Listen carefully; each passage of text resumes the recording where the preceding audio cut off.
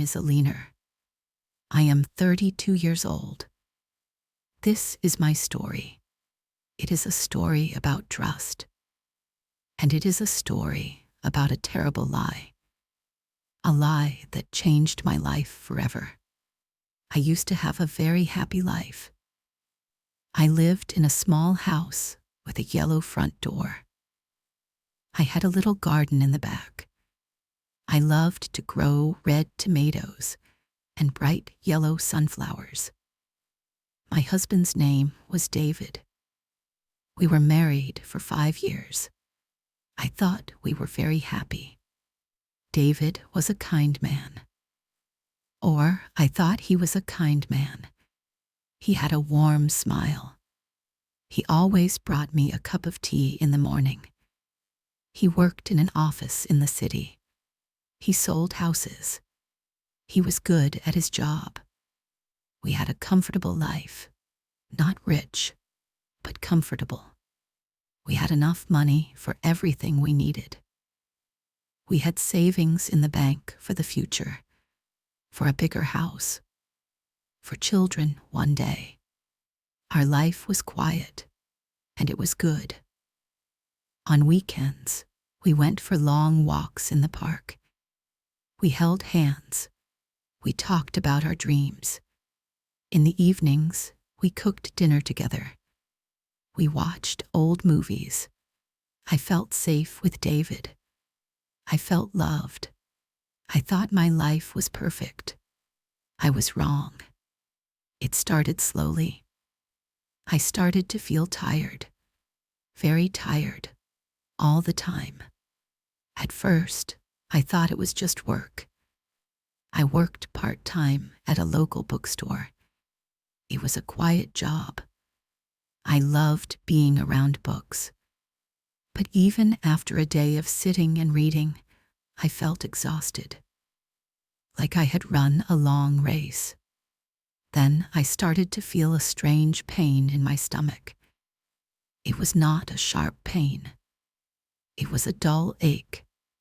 It was always there, like a little stone inside me. I tried to ignore it. I told myself it was nothing. Maybe I ate something bad. Maybe I was just stressed. But the tiredness got worse. The pain did not go away. I started to lose weight. My clothes felt loose. My face looked thin in the mirror. David started to worry. "Alina, you don't look well," he said one evening. His face was full of concern. "I think you should see a doctor." I was scared. I did not like doctors. I did not like hospitals. But I knew he was right. Something was wrong. So I made an appointment with our family doctor. The doctor was a kind, old man. He listened to me carefully. He asked me many questions. Then he said, "I need to do some tests, Alina, just to be sure." I went for the tests. It was a scary day. I was alone in the cold hospital. After the tests, I had to wait for the results. The waiting was the hardest part. Every day, I checked the phone. Every day, my heart jumped when it rang. Finally, the doctor called. "Alina, can you come to my office?" he said. "And please, bring your husband with you." My blood ran cold. I knew it was bad news. You don't ask someone to bring their husband for good news. David came home from work early. He held my hand as we drove to the doctor's office. He told me everything would be okay. I wanted to believe him. We sat in the doctor's small office. The doctor looked at us with sad eyes. He had a piece of paper in his hand. "The test results are back," he said gently.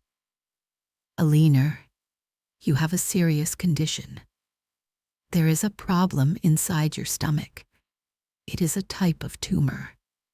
The word tumor was like a loud noise in the quiet room.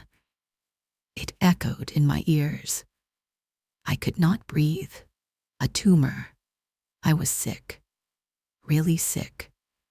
I looked at David. His face was white. He was holding my hand so tightly. Is it cancer? I whispered. My voice did not sound like my own. We don't know for sure yet, the doctor said. But it is serious. You need an operation. You need it soon. An operation. The word scared me even more.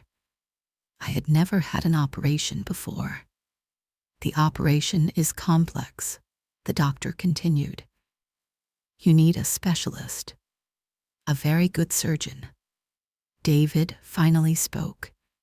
His voice was shaky. We will find the best doctor, he said. Whatever it costs, we will find the best. That night, we did not sleep. We just held each other. I cried. I was so scared. Scared of being sick. Scared of the operation. Scared of dying. David was my rock. He held me. He told me we would get through this together. He said he would take care of me. I believed him. I trusted him with my life. The next day, David came home from work with a hopeful look on his face. I have found a doctor, Alina, he said. The best specialist in the city. His name is Dr. Roberts. How did you find him so fast? I asked. He is an old friend, David said, smiling. We went to college together. I haven't seen him in years. But I heard he became a brilliant surgeon. I called him today. I told him about you. He said he will see you tomorrow. I felt a small flicker of hope. A friend of David's. That felt good. It felt safe. A friend, I said. Yes, David said. A great guy. Very smart. Very kind. We are so lucky, Alina. He will take good care of you, I know it. The next day, we went to see Dr. Roberts. His office was in a big, private hospital. It was very modern and clean. It looked expensive. Dr. Roberts was a handsome man. He had a confident smile and friendly blue eyes. He shook David's hand like an old friend. He smiled warmly at me. Alina, it's a pleasure to meet you, he said. David has told me so much about you. His voice was calm and reassuring. I started to feel a little less scared. We sat in his office. He looked at my test results. He nodded slowly. Yes, he said. This is a serious condition. Your doctor was right. You need an operation. And you need it soon. Will I be okay? I asked, my voice small. He looked at me with his kind eyes. The operation is complex, he said. But I have done it many times. It has a very high success rate. I am confident that we can remove the tumor completely. After the operation, you will need time to recover. But yes, Alina, I believe you will be okay. His words were like music to my ears. I felt a huge wave of relief. He was confident. He could fix me. He was my last hope. Then he started to talk about the operation in more detail. He used long medical words I did not understand. But the main idea was clear. It was a big operation. A long operation. I would have to stay in the hospital for at least a week. Then he mentioned the cost. The number he said was so big, I thought I heard him wrong. It was a huge amount of money. It was almost all of our savings. The money we had saved for our future, for our new house. I looked at David. His face was serious, but he did not hesitate. "We will pay it," he said to Dr. Roberts. "Of course. Alina's health is the most important thing." Dr. Roberts smiled. "Good," he said. "My secretary will help you with the paperwork. We should schedule the operation for next week." We walked out of the hospital in a daze. The cost was a shock. "David, that's so much money," I said. "It's everything we have." "It doesn't matter, Alina," he said, putting his arm around me. "Money is just paper. We can make more money. I can't live without you. We have to do this." He was so sure, so supportive. I felt so much love for him in that moment. He was willing to give up all our dreams, all our savings, for me.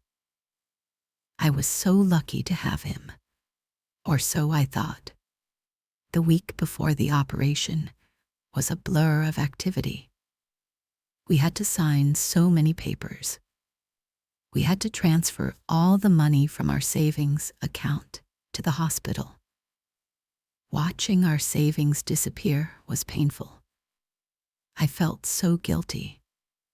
This was all my fault. "Don't be silly," David said when I told him how I felt. "It's not your fault. It's just bad luck. We are a team. We face this together." Dr. Roberts was a good friend to David. He called our house a few times to see how I was feeling. He told David not to worry. He said he would take care of everything. He was so kind, so reassuring. The night before the operation, I was terrified. I could not sleep. I lay in bed, staring at the ceiling. What if something went wrong? What if I did not wake up? David held me. "Don't be scared," he whispered. "Dr. Roberts is the best. He is my friend. He will not let anything bad happen to you. I promise." I trusted him. I trusted them both completely. The next morning, David drove me to the hospital. He kissed me before they took me to the operating room. "I love you, Alina," he said. His eyes were wet with tears. "I will be right here when you wake up." Those were the last words I heard before I fell asleep. I woke up in a white room. There was a soft beeping sound. My stomach hurt, a lot. But I was alive. I was awake. David was sitting in a chair next to my bed. He was holding my hand. He looked so tired. "Hi," I whispered. My throat was dry. His eyes opened. A big smile spread across his face. "Alina, you're awake." He squeezed my hand. The operation was a success. Dr. Roberts said he got everything. The tumor is gone. Tears of relief streamed down my face. It was over. I was going to be okay. I stayed in the hospital for a week. The recovery was hard. I was in a lot of pain. I was very weak. I could not eat much. But David was there every day. He brought me books and flowers. He sat with me for hours. Dr. Roberts also came to see me every day. He checked my wound. He told me I was a strong woman. He said I was recovering well. He was always smiling, always friendly. Finally, I was allowed to go home. I was so happy to be back in my own bed, in our little house with the yellow door. But life was different. I was not the same Alina. My recovery was very slow, much slower than I expected. I was tired all the time. The pain in my stomach was better, but it was still there. I could not go back to work at the bookstore. I could barely walk around the house. Most days, I just lay on the sofa, reading or watching television. David took care of me. He cooked for me. He cleaned the house. He helped me to walk. He was a good nurse, but I started to notice a change in him. He seemed stressed, worried. He stopped smiling as much. At first, I thought he was just tired. Taking care of me was a lot of work. But then I realized it was about the money. Our savings were gone, all of it. David had to work extra hours to pay our bills. He looked exhausted. We started to argue about small things, like the cost of groceries or an electricity bill. We had never argued about money before. It was a new, ugly thing between us. We just have to be careful for a while, he would say. His voice was sharp. That operation was very expensive. He said it a lot. It always felt like an accusation, like he was blaming me for being sick, for costing us all our money. I felt guilty, and I felt sad. Our happy, simple life was gone, replaced by worry and stress. I saw Dr. Roberts for checkups every few weeks. He always said I was doing well. Recovery takes time, Alina, he would say with his confident smile. Be patient with yourself. I tried to be patient, but it was hard. Months went by. I was still weak, still in some pain. I started to feel hopeless. Would I ever be my old self again? David became more distant. He spent more time at work. When he was home, he was quiet. He was often on his phone, talking in a low voice.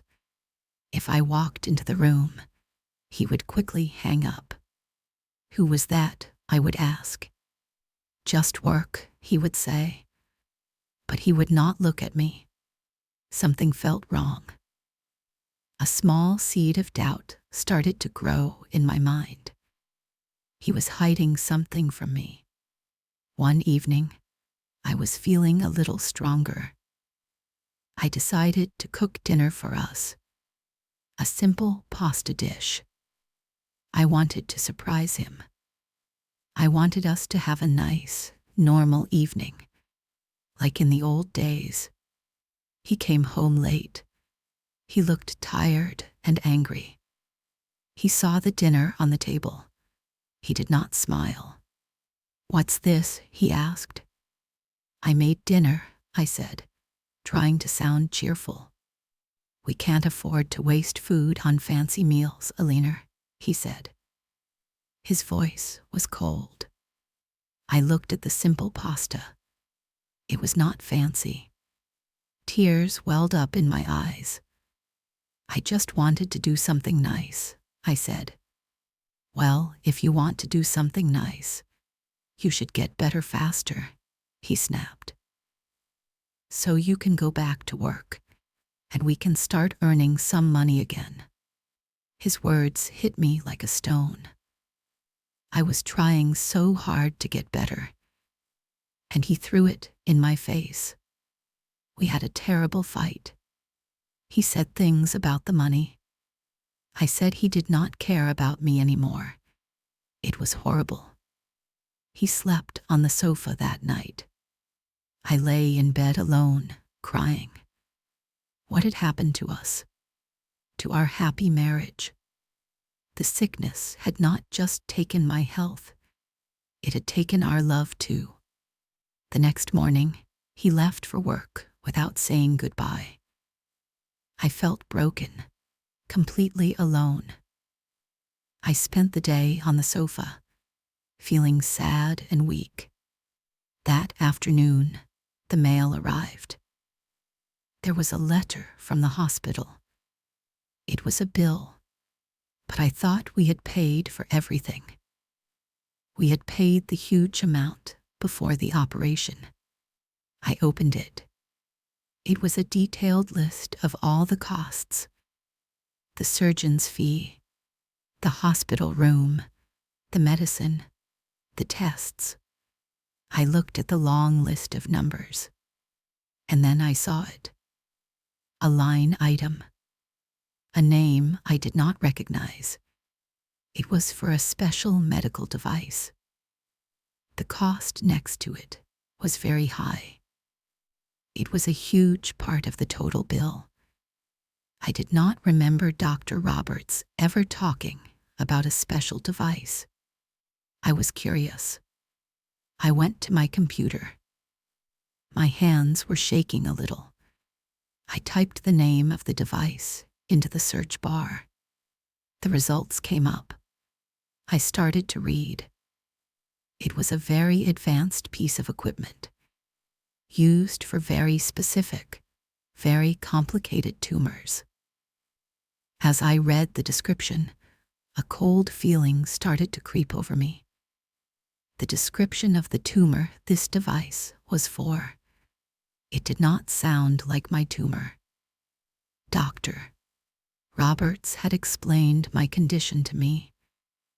It was serious, but it was not like this. I kept searching. I found articles, medical journals. I read for hours, and the more I read, the sicker I felt. I found information about my specific type of tumor, and I found the standard treatment for it, the standard operation. It was a much simpler operation, a much less invasive one. It did not require the expensive special device. It did not require a week-long stay in the hospital. And the cost, it was a fraction of what we had paid. Maybe 1/10 of the price. I sat back in my chair. My mind was spinning. The room felt like it was moving. It could not be true. There had to be a mistake. The standard treatment. Why didn't Dr. Roberts tell me about it? Why did he perform the big, expensive operation? Why did he use the special, expensive device if it wasn't necessary? And then a terrible thought entered my mind. A dark, ugly thought. Dr. Roberts was David's friend. David was the one who found him. David was the one who insisted we use him. David was the one who said, "Whatever it costs." My heart started pounding in my chest. No, it was impossible. David loved me. He would never. He would never let someone hurt me. He would never lie to me. But the seed of doubt was planted. His strange behavior, the secret phone calls, the arguments about money. It all started to make a terrible kind of sense. I felt like I was going to be sick. I needed proof. I needed to know the truth. That evening, when David came home, I tried to act normal. It was the hardest thing I had ever done. He was still angry from the night before. He did not speak to me. I waited until he was in the shower. I went to his study. My hands were trembling. I looked through the papers on his desk, bills, bank statements, and then I found it, a separate folder. It was hidden under a pile of books. It had one word written on it, Roberts. My breath caught in my throat. I opened it. Inside were papers, bank statements, but they were not our bank statements. They were from a different bank, an account I did not know about. I looked at the transactions. There were many large deposits and many large withdrawals. It looked like a business account. And then I saw the payments, regular payments, from Dr. Roberts' private clinic to David. The first payment was made the day after we transferred all our savings to the hospital. It was a huge amount of money. I felt the floor drop out from under me. I had to hold onto the desk to stop myself from falling. It was true, all of it. The doctor was my husband's friend. He had lied to me. He performed a big, unnecessary operation on me to get our money. And David, my David, he was part of it. He had helped him. He had taken the money. He had sold me. He had sold my health, my future, our future, for money. I stumbled out of the study. I felt like I was in a nightmare. I could not breathe. I sat on the floor in the hallway, holding the papers. The sound of the shower stopped.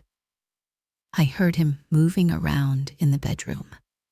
He came out into the hallway. He was wearing a towel. He saw me on the floor. He saw the papers in my hand. The color drained from his face. He knew that I knew. "Alina," he started to say.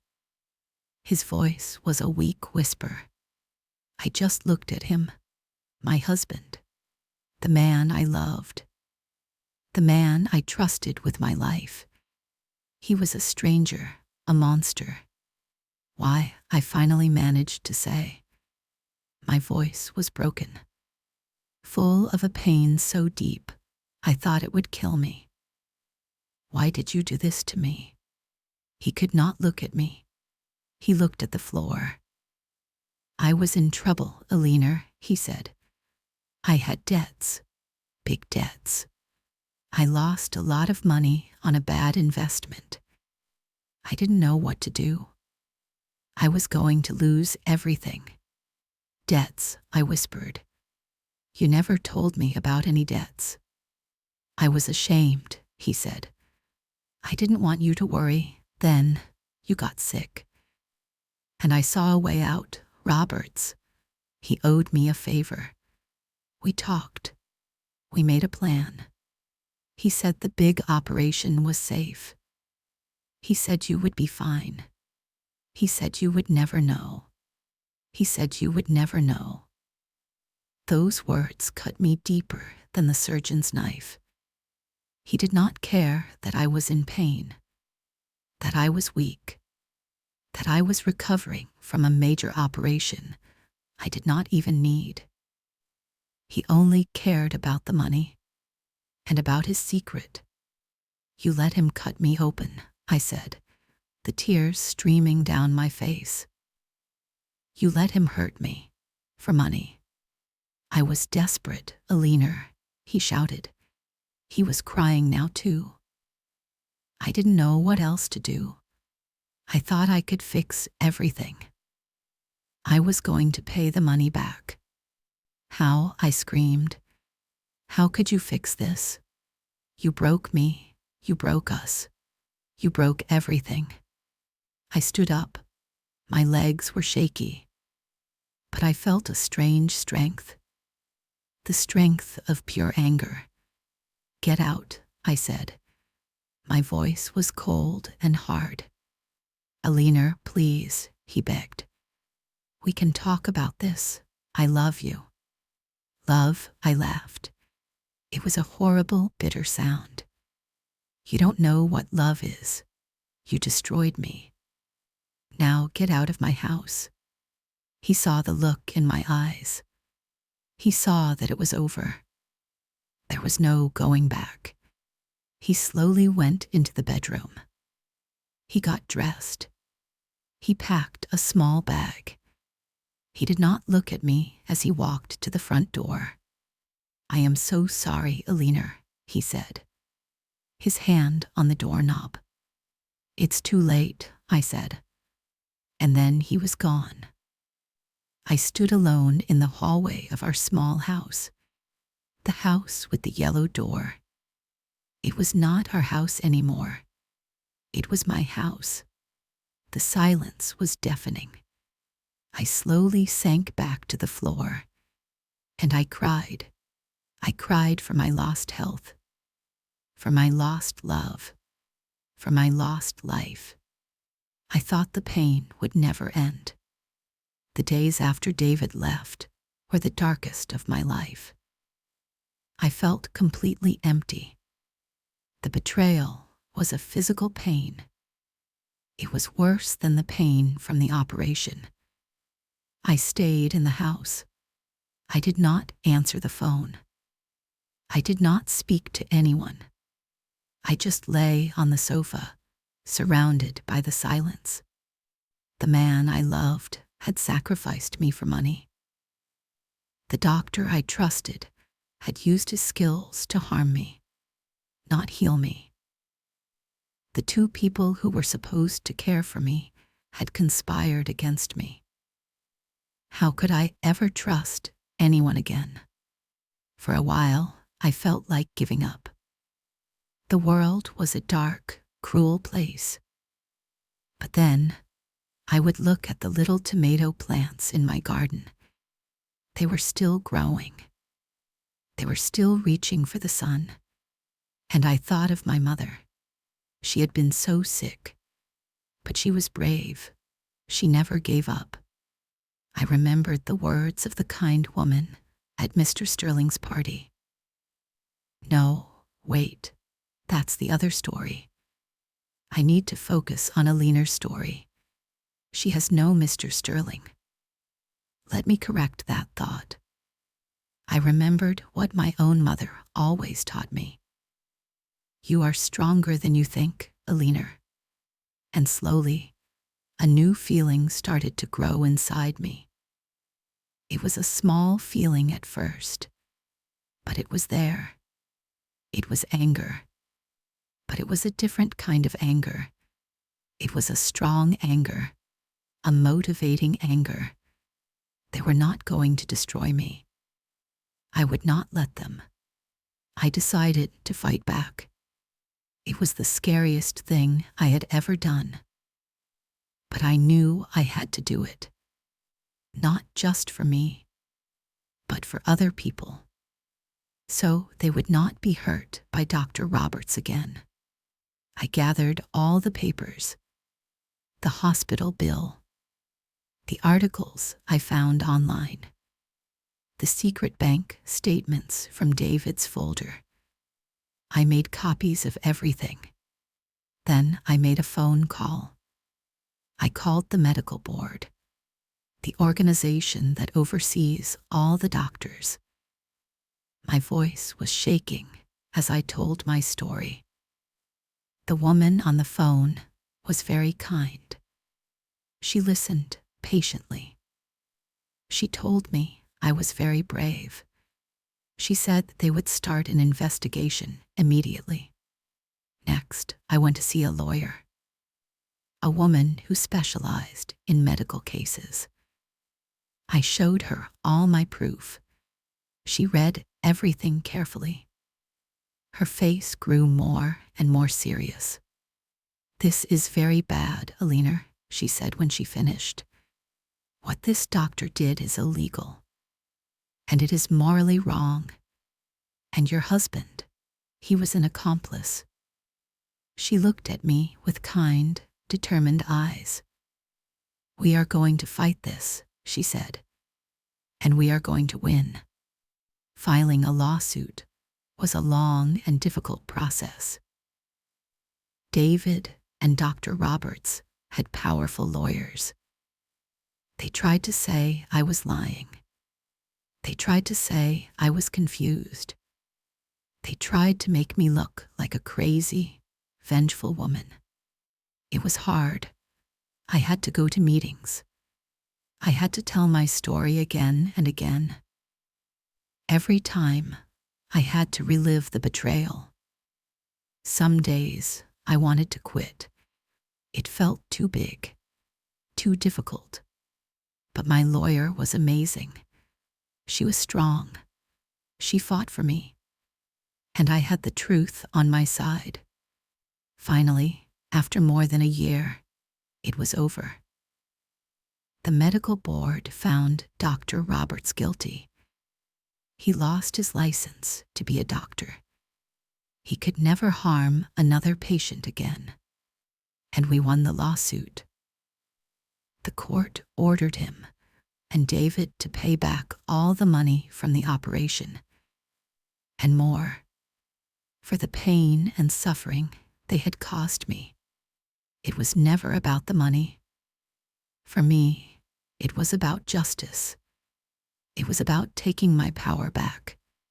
The day I received the news, I did not feel happy. I did not celebrate. I just felt quiet. I went home to my little house. I sat in my garden. The sunflowers were tall and yellow. I had done it. I had faced the monsters, and I had survived. My life is very different now. I divorced David.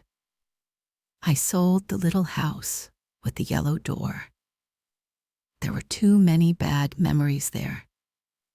I moved to a small apartment in a new part of the city. I went back to work at the bookstore.